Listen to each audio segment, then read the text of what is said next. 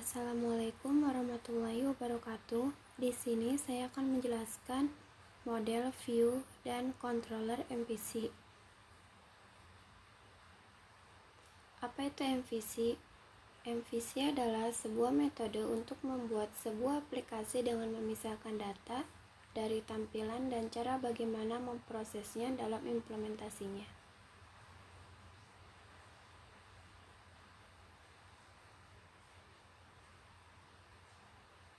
Bagian-bagian struktur konsep MCV yaitu yang pertama model. Model adalah struktur perangkat lunak yang bertugas untuk menangani pengolahan yang berhubungan dengan data dan database.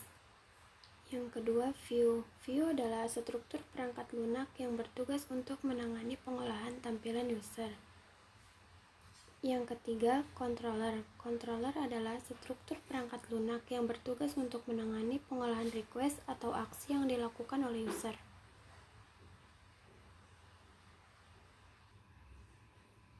Konsep MVC yang pertama, Laravel.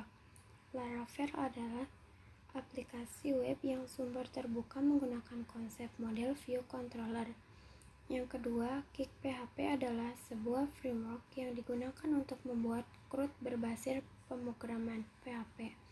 Berfungsi sebagai alat pengembang aplikasi yang memudahkan bagi programmer PHP untuk secara cepat membuat proyeknya.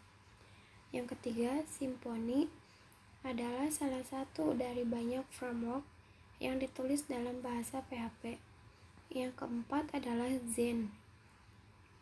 Zen adalah yang bersifat open source untuk membangun dan mengembangkan sebuah aplikasi web dengan PHP. Yang kelima adalah CodeIgniter, adalah aplikasi sumber terbuka yang berupa bentuk model MVC untuk membangun situs web dinamis dengan menggunakan PHP.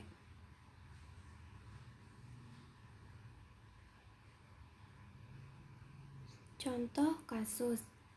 Ketika Anda memasuki perpustakaan, kemungkinan Anda diminta untuk mengisi buku tamu.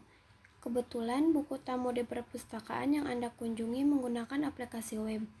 Jadi, di sana sudah terdapat satu komputer di mana setiap pengunjung perpustakaan harus melewati dan mengisi datanya melalui komputer tersebut. Studi kasus. 1.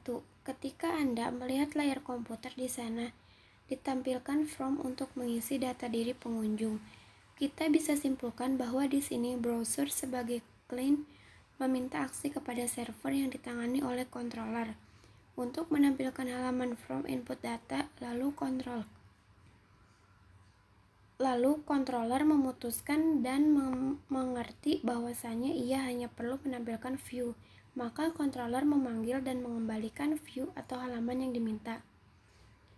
Yang kedua, Anda kemudian mengisi data lalu menekan tombol submit. Di sana browser sebagai client mengirimkan data Anda kepada server dan itu ditangkap oleh controller dan controller tahu apa yang harus dia lakukan, yaitu memanggil model dan memberi data tersebut untuk kemudian disimpan oleh model ke dalam database.